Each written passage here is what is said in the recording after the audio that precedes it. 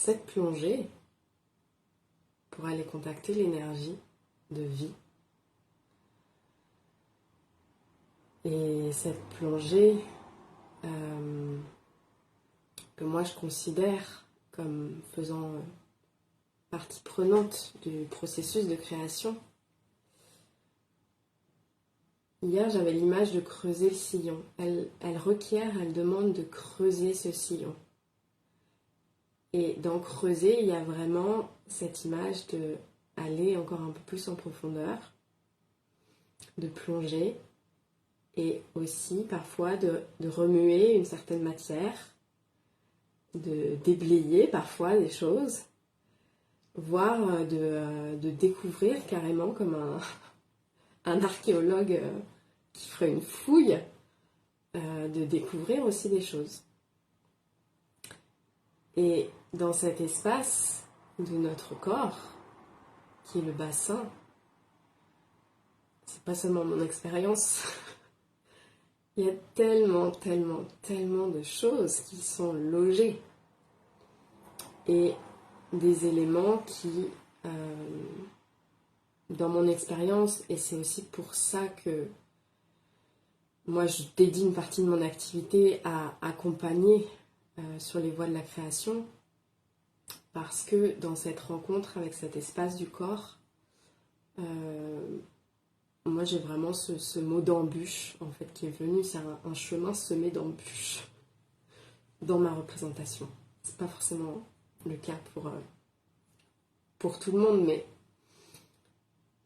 encore une fois, dans la représentation que moi je convoque de la création, c'est vraiment cette notion aussi de transformation, de travail de la matière pour aller vers quelque chose qui n'est pas attendu, qui n'est pas connu, et donc forcément qui peut amener des surprises, des inconforts.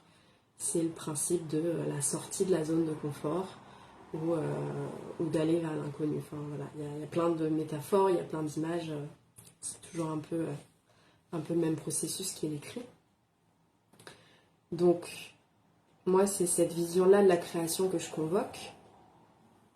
Et dans cette vision-là, voilà, je pense, inévitable à un moment donné d'être en contact avec tous ces inconforts.